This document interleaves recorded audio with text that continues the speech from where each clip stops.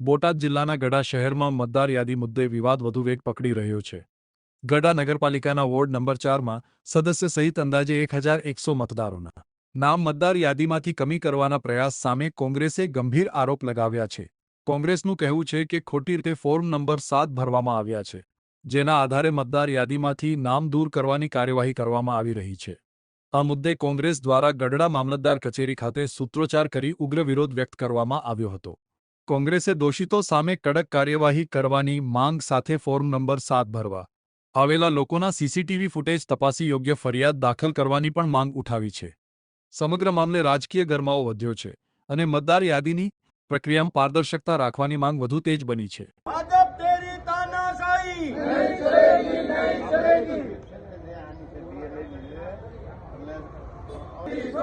भाजपा तेरी तानाशाही नहीं चलेगी, नहीं चलेगी। भाजपा तेरी तानाशाही नहीं चलेगी, नहीं चलेगी। वोट चोर गद्दी छोड़, वोट चोर गद्दी छोड़, वोट चोर गद्दी छोड़, वोट चोर गद्दी छोड़।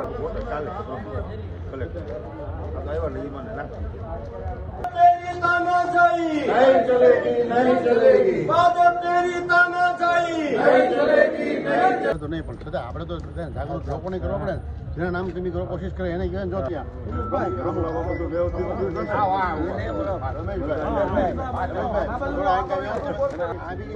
હાથ નંબરના ફોર્મની યાદી બધી મળી ગઈ એમની તો બધી મળી પડે।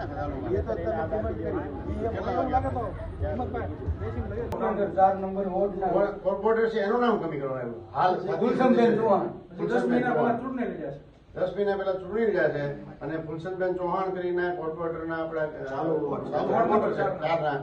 આવેદનપત્ર એટલા માટે આપવામાં આવ્યું છે કારણ કે ગઢડાની અંદર ગઢડામાં 1100 જેવા મતદારો જે એક સમાજના છે એવા 1100 મતની અરજી તાત્કાલિક આવેલી છે અને એના જે આ નામો છે તે રદ કરવામાં આવ્યા છે। એમાં જે અમારા ગઢડા નગરપાલિકાના ચાલુ કોઓપરેટર એવા કુલસમબેન યુનુસભાઈ ચૌહાણનું પણ નામ અંદર દાખલ કરેલું છે અને કોઈ એક જ વ્યક્તિએ આ બધું આખું ષડયંત્ર ગોઠવું હોય એવું અમને લાગી રહ્યું છે। ત્યારે અમારી એક જ માંગ છે કે અહીંયા જે ફોર્મ રજૂ કરવા આવ્યા હતા એના સીસીટીવી ફૂટેજ ચેક કરવામાં આવે અને એની ઉપર કાયદેસર કેસ કરવામાં આવે અને હર્ષ સંઘવી એનો વરઘોડો કાઢે, નકર આવનારા દિવસોની અંદર કોંગ્રેસ ઉગ્ર આંદોલન કરશે।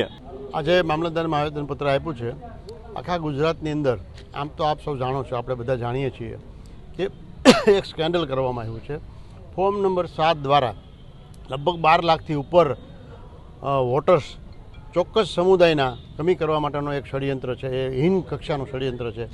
એ બાબતે ગઢડા વિધાનસભા, બોટાદ વિધાનસભા અને ધંધુકા વિધાનસભાનું અમે બોટાદ જિલ્લામાંથી ને એ આખો બંચ બધો લઈને પકડી પાડ્યું છે। અમે પણ બોટાદની અંદર 1920 જેટલા છે, અહીંયા 1700 જેટલા નામો કમી કરવામાં આ માટે 7 નંબરના ફોર્મ આપેલા છે। આ લોકોના અધિકાર ઉપર તરાપ મારવો અને મતદારને મતદાનથી વંચિત રાખવા અને ભારતના નાગરિક તરીકે કમી કરવાની એક ષડયંત્રના ભાગરૂપે એક શરૂઆત થઈ એવું લાગે છે। આવું આપણા ભારત આઝાદ દેશની અંદર કોઈ દિવસ ચલાવી ન લેવાય। એટલા માટે અમે ચૂંટણી પંચને રજૂઆત કરી છે કે ભાઈ જે લોકો હયાત છે, ગઢડા વિધાનસભા વિસ્તારમાં રહે છે, એ લોકોના નામ કમી ન થવા જોઈએ અને એ લોકો મતદાનથી વંચિત ન રહેવા જોઈએ। એટલા માટે અમે એને રજૂઆત કરેલી છે। અને